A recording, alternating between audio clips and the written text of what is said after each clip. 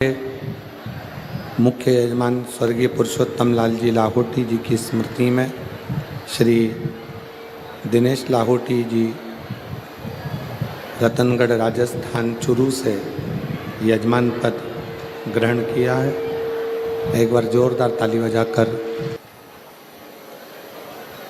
सनातन धर्म को तोड़ने के लिए 3 चीज पर किया गया था। पहले नंबर पर रोटी, दूसरे नंबर पर बेटी और तीसरे नंबर पर चोटी। सनातन को तोड़ने के लिए इन 3 पर कठोर घात पूर्व में किया गया। पूर्व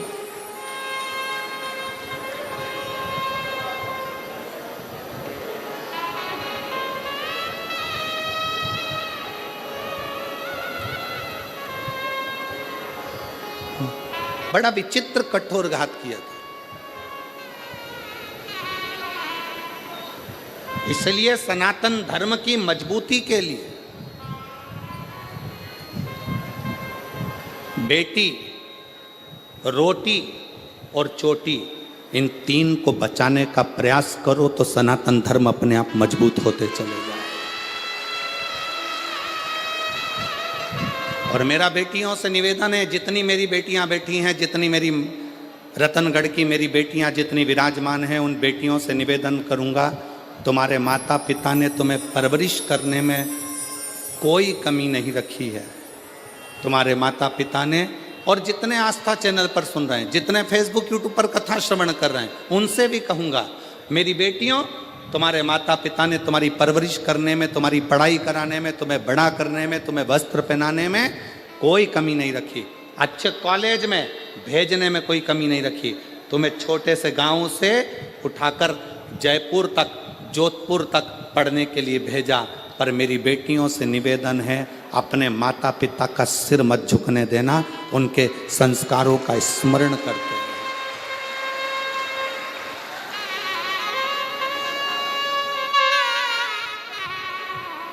जब एक अच्छे कुल की बेटी किन्हीं विधर्मियों के पास जाती हैं, जब एक अच्छे कुल की बेटी किन्हीं विधर्मियों के पास पहुंच जाती हैं, जरा सा बॉडी शॉडी देखकर, जरा सा गाड़ी का डीजल पेट्रोल देखकर वो बहल जाती हैं, और आखिरी में उन बेटियों के टुकड़े जब फ्रिज में और अटैची में मिलते हैं तो दिल भी दहल जाता है कि ये बेटियों की दशा है। थोड़ा समझिए, सनातन धर्म की मजबूती का क्रम है बेटी, रोटी और चोटी। रोटी से मतलब है अपना खान पान, अपना भोजन।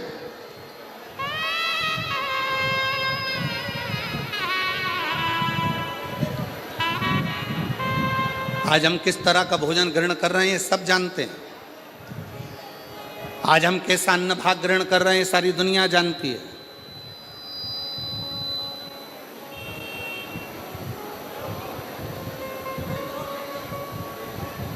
तीनों बच नहीं पाए।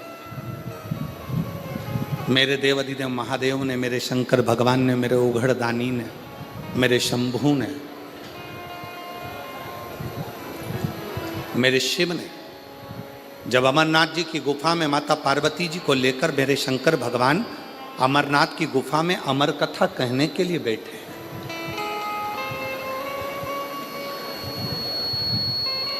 और पार्वती जी के मन में 5 संशय उत्पन्न हुए। उन 5 संशय में से एक संशय माता पार्वती जी का था कि संसार में रहने वाला मानव जब घोर कलयुग आएगा, कलिकाल चलता जाएगा, कलयुग बढ़ता चले जाएगा, कलिकाल बढ़ता चले जाएगा, तो पाप कर्म में लिप्त होता चले जाएगा। पाप कर्म में वो लिप्त हो रहा। संसार में ऐसा कलिकाल में कोई जन्म नहीं लेगा जिससे हाथ से, जिसके शरीर के द्वारा, जिसकी वाणी के द्वारा, जिसके चित्त वृत्ति के द्वारा, जिसके नयन के द्वारा, जिसके हृदय के द्वारा, जिसके श्रवण के द्वारा पाप कर्म ना हुआ। ऐसा कोई नहीं जन्मा।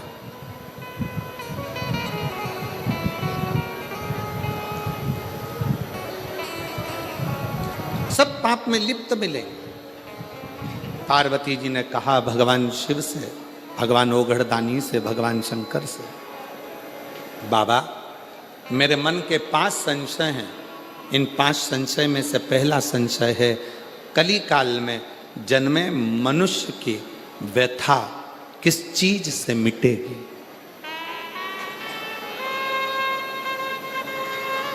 क्या करे कलयुग का मानव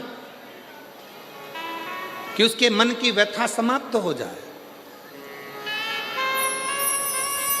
अभी कथा में कहा था, शाहदा में जब कथा कह रहे थे महाराष्ट्र में, तो आपको कहा था भगवान राम जी के जीवन में इतना दुख आया, इतना दुख आया, राम जी को एक से बढ़कर एक संत मिले, राम जी को एक से बढ़कर एक ज्योतिषी मिले, राम जी को एक से बढ़कर एक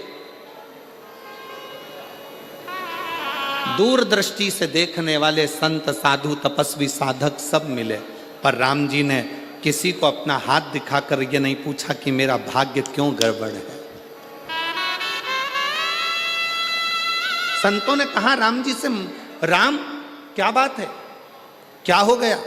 राम जी ने एक भी संत से, एक भी ऋषि से, एक भी साधु से, एक भी सन्यासी से, एक भी तपस्वी से, एक भी साधक से, मेरे राम जी ने ये नहीं कहा कि मेरी हाथ देखकर बता दो, मेरा भाग्य देखकर बता दो, मेरे पिता के प्राण चले गए, मुझे अयोध्या छोड़ना पड़ी, मुझे अपनी माता पिता का त्याग करना पड़ा, मैं चलते चलते वन में आया तो मेरी पत्नी भी चली गई, इतना दुख कि मुझे 14 वर्ष तक ये दुख भोगना पड़ रहा है, मेरे दुख का कोई हल हो तो बताओ। राम जी ने एक भी संत से, एक भी साधु से, एक भी सन्यासी से, एक भी तपस्वी से, एक भी साधक से अपना हाथ दिखाकर अपना भाग्य नहीं पूछा।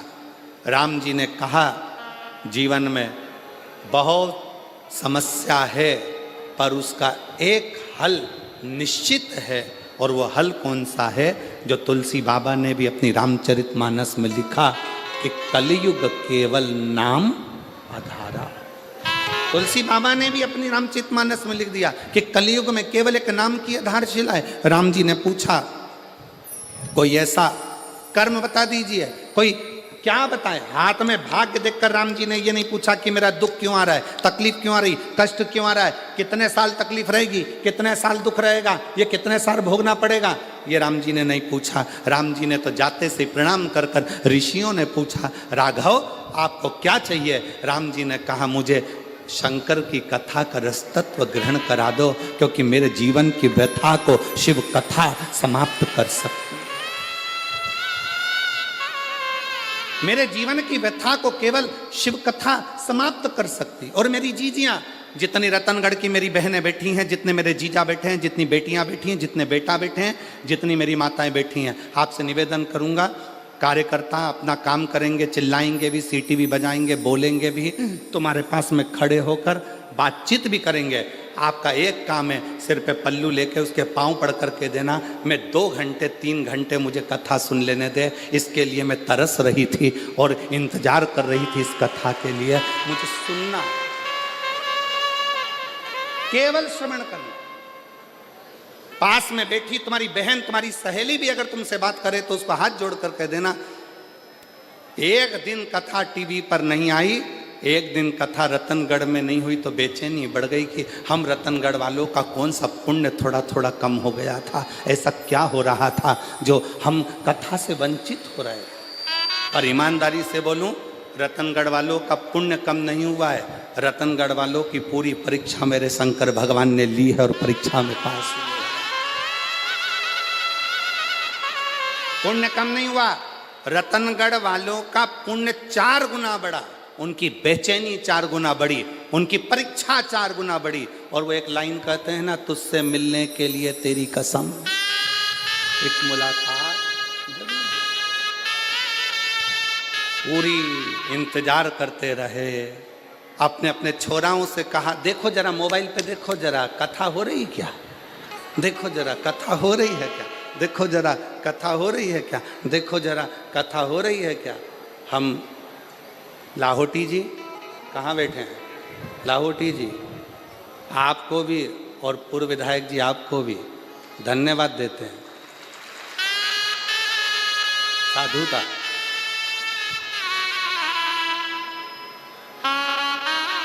लाहौटी जी, अगर कोई दूसरा जजमान होता ना तो हार गया होता।